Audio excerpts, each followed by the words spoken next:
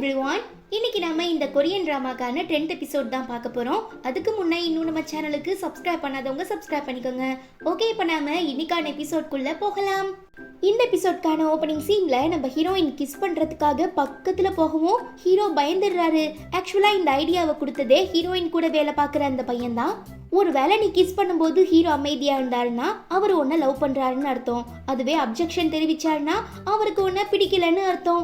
So இதை வச்சு நாம அவர் மனசுக்குள்ள என்ன இருக்குங்கிறத கண்டுபிடிச்சிடலான்னு சொல்லியிருப்பான். அதனாலதான் ஹீரோயினுமே கிஸ் பண்ண முயற்சி பண்றாங்க. என்னதான் ஆரம்பத்துல அமைதியா இருந்தாலும் டக்குன்னு ஒரு மாதிரி ஆகிடுற நம்ம ஹீரோ எனக்கு இதுல விருப்பம் இல்லைன்னு சொல்ல பாவம் ரொம்ப டிசப்பாயிண்ட் ஆகிடுற நம்ம ஹீரோயின் அப்போ உங்களுக்கு என்ன பிடிக்கலையான்னு கேட்க நம்ம ஆளு உடனே திரும்பி உட்காந்துக்கிட்டு நீ நாளைக்கே கிளம்பி பெக்கேயானோட ஸ்டுடியோக்கு போன்னு சொல்றான். நிஜமா தான் சொல்றீங்களா? நான் போய் தான் ஆகணுமான்னு ஹீரோயின் கேட்கும்போது நோ நீ போக கூடாதுன்னு சொல்ல ஹீரோயின் செம குஷி ஆகிடுறா. ஆனா நம்ம ஆளு நீ இப்படியே போக கூடாது, நான் உன்னை அழகா அனுப்பி வைக்கிறேன், ஃபாலோ மீன்னு சொல்லி கூப்பிடவும் என்னவா இருக்குங்கிறது தெரியாமலே நம்ம ஹீரோயின் பின்னால போறாங்க. இதை பார்த்துட்டு மற்ற எம்ப்ளாயிஸ்லாம் ஹீரோவும் ஹீரோயினும் கமிட் ஆகிட்டாங்க போல, அதான் டேட்டிங்காக வெளியில போறாங்கன்னு சொல்லி பயங்கர குஜாலிட்டி ஆகிடுறாங்க. பட் நம்ம ஆளு ஹீரோயினை ஒரு பொட்டிக் அழைச்சிட்டு வந்து நாளைக்கு நீ பெக்கையான மீட் பண்ண போகும்போது ரொம்பவே அழகா எலிகண்டா எலைட்டா ட்ரெஸ் பண்ணியிருக்கணும். ஸோ உனக்கு பிடிச்ச மாதிரி ட்ரெஸ்ஸை செலக்ட் பண்ணு, அதுக்கான பில்லை நானே பே பண்றேன்னு சொல்றான். நம்ம ஹீரோயினுக்கு இதுல கொஞ்சம் கூட உடன்பாடே இல்லை, வேண்டவே வேண்டான்னு சொல்றா. ஆனா ஹீரோ விடாம ப்ளீஸ் ப்ளீஸ் எனக்காக நான் உனக்கு உதவி பண்ணணும்னு ஆசைப்படுறேன், அப்புறம் என் மனசு ரொம்பவே கஷ்டப்படும்னு சொல்லி கெஞ்சவும் நம்ம ஹீரோயினுக்கு இதுல கொஞ்சம் கூட உடன்பாடு இல்லை. ஸோ தயக்கத்தோடையே தான் உள்ள போறா. ஒன்று பயங்கர கிளாமரா ட்ரெஸ் எடுக்கிறாங்க, இல்லை பார்க்கவே சைல்டிஷா கியூட்டா குழந்தைங்க போடுற மாதிரி ட்ரெஸ் செலக்ட் பண்ணவும் ஐயா என்ன இது உனக்கு ட்ரெஸ்ஸிங் சென்ஸே இல்லைன்னு சொல்லி நம்ம ஹீரோவே ஹீரோயினுக்கு பர்ஃபெக்டாக சூட் ஆகுற மாதிரி சூப்பரான காஸ்டியூம்லாம் எடுத்து தரது மட்டும் இல்லாமல் டாக்ஸி பிடிச்சி வீட்டுக்குமே அனுப்பி வைக்கிறாரு. எதுக்காக நீங்கள் எனக்கு இவ்வளோ பண்ணுறீங்கன்னு ஹீரோயின் கேட்க பிகாஸ் நான் தான் உனக்கான ஃபேரி, உன்னோட விருப்பத்தையும் ஆசைகளையும் நிறைவேற்றுறது தான் என்னோட வேலை. ஆனா என்ன சிண்ட்ரெல்லா கதையில வர அவங்க கொஞ்சம் வயசான லேடி ஃபேரி, ஆனா நான் ரொம்பவே ஹேண்ட்ஸமான அழகான ஆம்பளை ஃபேரின்னு ஹீரோ சொல்லவும் இவன் ஃபேரியா இல்ல பைத்தியக்காரனானே கண்டுபிடிக்க முடியலன்னு சொல்லி மனசுக்குள்ள திட்டிட்டு ஹீரோயின் கிளம்பிடுறா. என்னதான் நம்ம ஆளு நைட்டு அப்படி வைக்கிலேயே பேசியிருந்தாலும் அடுத்த நாள் காலையில ரொம்ப பதறிடுறாரு. ஹீரோயின் எதுக்காக அங்க போனா, இந்நேரத்துக்கு அவங்க ரெண்டு பேரும் மீட் பண்ணிருப்பாங்களா, மனசு ஒத்து போய் டேட்டிங் பண்ண ஆரம்பிச்சிருப்பாங்களோன்னு சொல்லி ஹீரோ ரொம்ப பயந்துட்டு இருக்கும் போது வழக்கம் போல நம்ம இமேஜினரி ஹீரோயின் வந்து என்ன ராசா ரொம்ப பயமா இருக்கா, நீ தானே இது எல்லாத்துக்குமே அரேஞ்ச் பண்ண, அப்ப நல்லா அனுபவின்னு சொல்லி கலாய்க்கிறாங்க. கட் பண்ணா நம்ம ஹீரோயின் பெக்கையானோட ஸ்டுடியோக்கு வந்துடுறாங்க. ரொம்ப சந்தோஷமா வெல்கம் பண்றாங்க.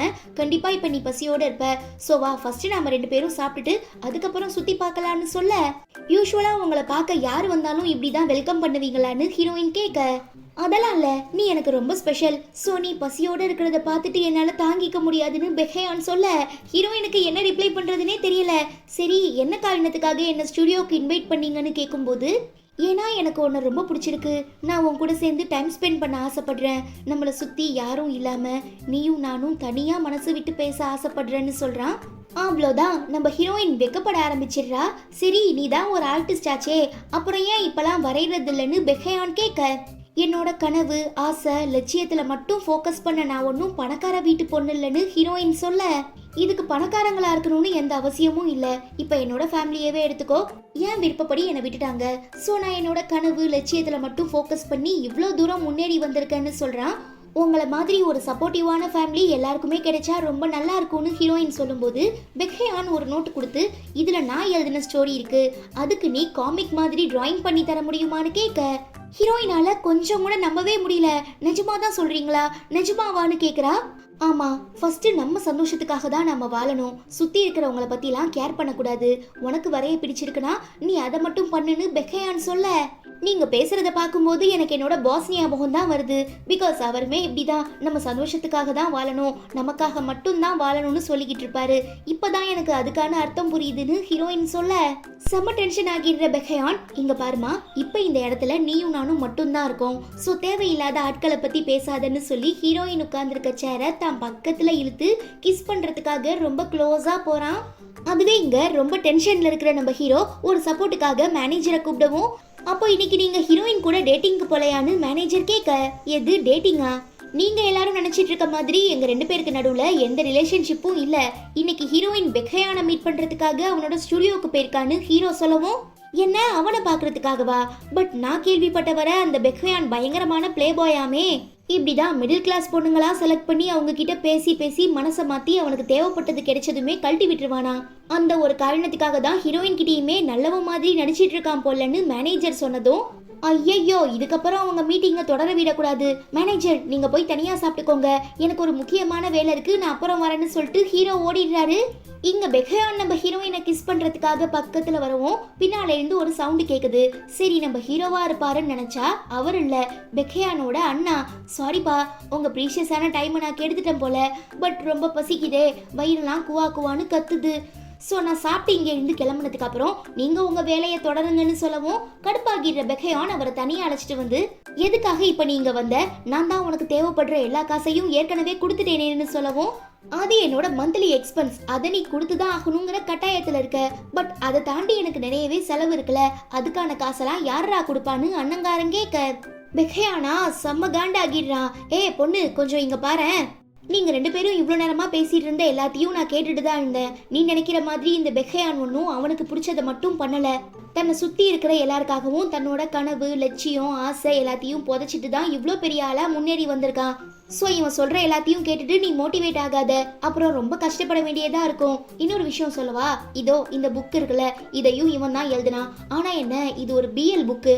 என்னதான் இது ஹை ரேட்டிங்ல ரொம்பவே ஃபேமஸா இருந்தாலும் ஸோ எங்க ஆத்தர் நேமை மென்ஷன் பண்ணிட்டா எல்லாரும் தன்னை கலாய்ப்பாங்களோங்கிற பயத்திலேயே அதுக்கான கிரெடிட்ஸை கூட வேண்டான்னு சொல்லிட்டு உட்கார்ந்துருக்கான்னு மாட்டி விட்டுட்டு அண்ணன் கிளம்பிடுறாரு. வாவ், என்னால நம்பவே முடியல. உங்களுக்கு இந்த பழக்கம்லாம் இருக்கா? நிஜமாவே நீங்க ரொம்ப கிரேட். அப்புறம் எதுக்காக மற்றவங்களை பார்த்து பயந்துட்டு இருக்கீங்க? உங்களுக்கு என்ன பிடிச்சிருக்கோ அதை நீங்க பண்ணா மட்டும் போதும்.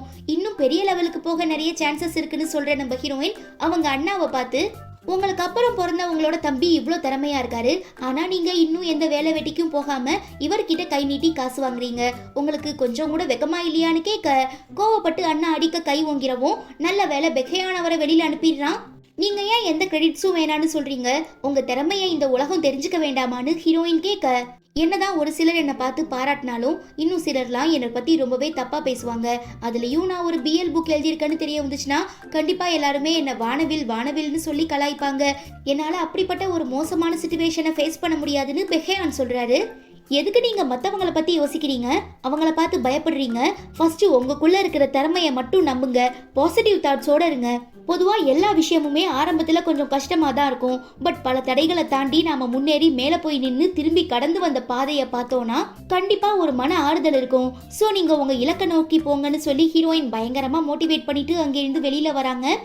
எப்படா ஹீரோயின் வெளியில வருவா, அங்க என்ன நடந்துச்சுங்கிறத தெரிஞ்சுக்கிறதுக்காக நம்ம ஹீரோ ரொம்பவே ஆர்வமா காத்துட்டு இருக்கும் போது ஹீரோயின் வெளியில வரவும் அவங்க கிட்ட பேசுறதுக்காக கால் பண்றாரு. ஆனா ரொம்பவே அப்செட்ல இருக்கிற நம்ம ஹீரோயின் கட் பண்ணிடுறாங்க. இதை ஹீரோவால தாங்கிக்கவே முடியல. சரி இருக்கட்டும் பரவாயில்ல, நாளைக்கு இதை பத்தி பேசிக்கலான்னு சொல்லிட்டு அமைதியா விட்டுடுறான்.